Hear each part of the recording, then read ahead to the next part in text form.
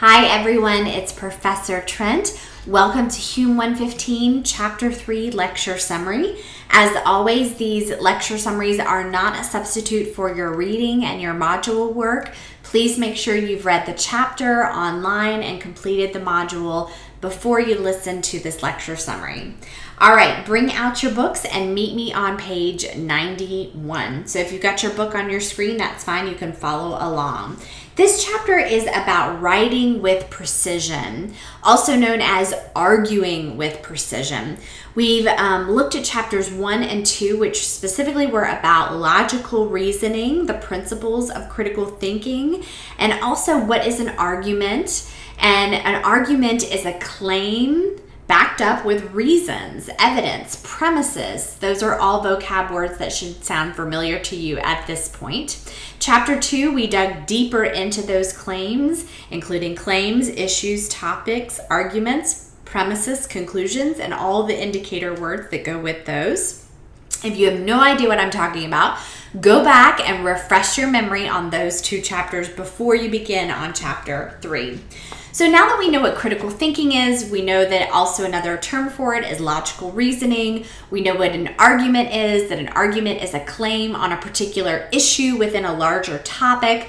Now we're going to look at how people make those claims, specifically in writing, but also in speech. In other words, have you ever heard an argument from someone and thought, that doesn't make sense. What do they mean? What are they talking about? That is what this chapter is focused on, all right? So this chapter is about being precise in your arguments.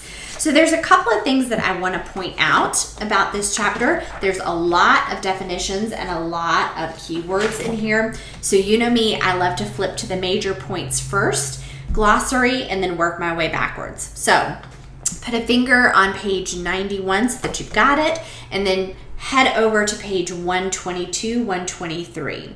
So let's talk about the major points of this chapter. We cover ambiguity, vagueness, overgeneralization, pseudo-precision, improper operationalization, there we go, and obstacles to communication.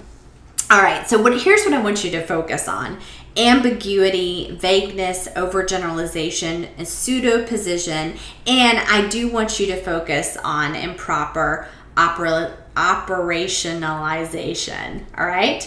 In your glossary, you can highlight those words and go through your glossary to match up. There's a lot of vocab words in here, so definitely focus on ambiguity, equivocation, lexical definition, operationalization, pseudo-precision, statistical generalization, and vagueness. All right, those are definitely concepts that you will see on future quizzes and your exam. So let's go back through the beginning of the book. What does ambiguous mean? What does that even mean?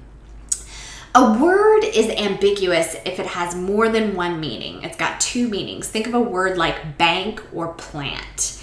A argument is ambiguous in terms of syntax, sentence structure, if it's not clear from the sentence structure how the word is being used. So you have ambiguity of syntax and ambiguity of semantics. Put a star by those, all right, so that you can identify what those two different types of ambiguity are.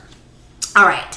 So when you disambiguate, that means that you make it not clear what type of word you're using and what type of context. All right, let's go to, I want to go to equivocation. All right, so page 100 and 101. Equivocation is when the meaning of a word changes in the middle of an argument. So ambiguity is there's more than one meaning for the word, or the meaning is not clear based on the context. Equivocation is when you have a word, but the way that you're using it changes mid-argument, all right? So if you've ever been really confused by someone's claim, it could be because they're using an ambiguous term, or it could be a case of equivocation. They've given you a great example, put a star by this on page 100, and that is discrimination, all right? Discrimination is an ambiguous term. It has a couple of different definitions and meanings. And so when you are listening to someone's claim about discrimination, you have to be clear on what type of discrimination, what definition they are using for the word discrimination. In this case, the arguer's definition of discrimination changes in the middle of the argument. So be sure you read that example. It's a super good example. All right, vague. Vague means fuzzy or inexact. You know people that are vague.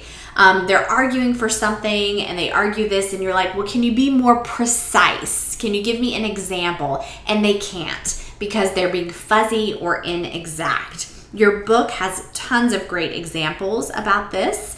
Let's see, if I were to say to you, if somebody asked you, well, how old is Professor Trent? And you said, she's middle-aged. Well, that's vague, right? Because middle-aged can mean a lot of different things. It's inexact. Is middle-aged 25? Is middle-aged 65? You know, what is middle-aged, right? Well, it depends. It depends on your definition of middle-aged. And so in order to be exact, you would want to provide someone with a more specific, a precise number of Professor Trent's age. All right, being too general. All right, overgeneralization means when we are too broad in our argument. Okay, we say, well, how old is Professor Trent? Well, she's over the age of 10, right? That's way too overgeneralized and too broad of a definition. Pseudo-precise is on page 109, and then I do want you to go through and look at the definitions. I'm going to follow up with another video on the review of major points and also the glossary, but be sure to focus on ambiguity, vagueness, and overgeneralization in this chapter. All right, and we'll circle back around to learn more about definitions. Stay tuned.